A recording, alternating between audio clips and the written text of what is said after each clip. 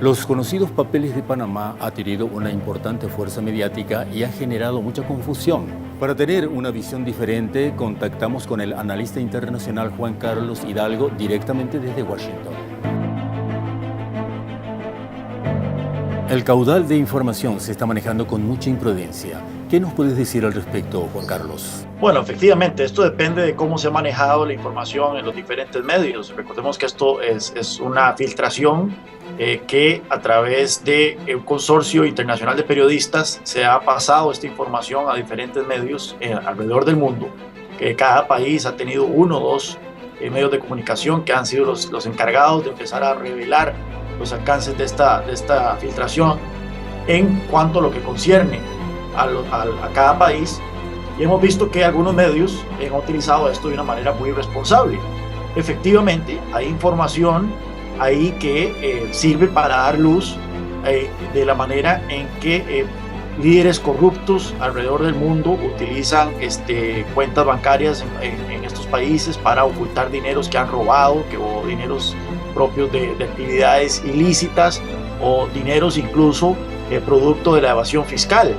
Pero también se ha salido a la luz de un montón de gente que simplemente hace negocios, que no incurre en ningún tipo de hecho delictivo.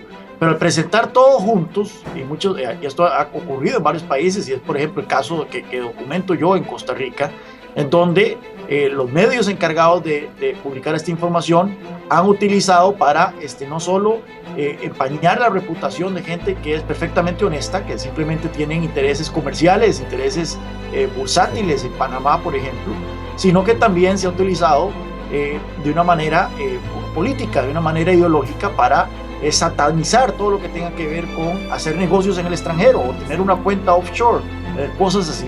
Así que lamentablemente lo que pudo haber sido una investigación valiosa sobre la manera en que políticos corruptos alrededor del mundo esconden dineros públicos y dineros mal habidos y cosas así, ha generado en algunos casos, en algunos países, en una cruzada ideológica contra la empresa privada y contra la economía de mercado.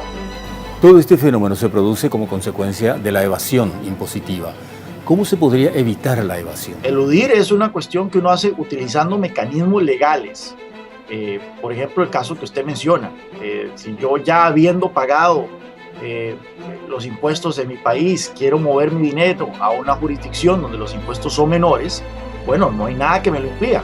Si no hay controles de capital, no hay nada que me lo impida y no debería haber nada que me lo impida. Al final de cuentas, el dinero es mío.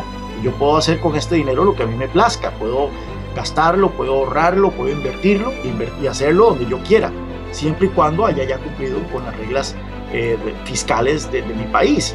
Ahora bien, evadir significa que yo oculto ingresos o oculto riqueza con tal de no pagar impuestos, pero eso es un crimen, claramente.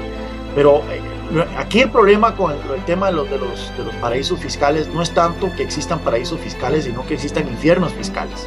Y es que efectivamente tenemos países con impuestos altísimos y por supuesto que la gente en una era en donde mover capital es relativamente fácil, entonces es claro que la gente va a buscar mover su dinero a aquellas jurisdicciones en donde enfrenten menos penalidades fiscales, y esto es lo que está ocurriendo entonces en estos casos.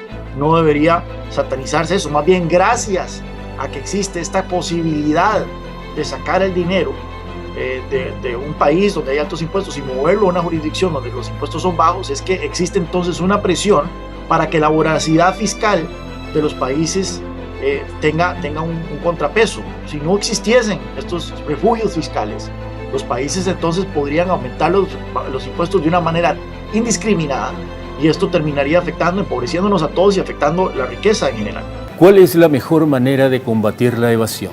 Gente que quiere pagar impuestos encuentra que pagar impuestos es un viacrucis por la cantidad de trabas que le pone la administración a los contribuyentes a la hora de declarar, a la hora de hacer pagos, a la hora de registrarse como empresa y para poder tributar.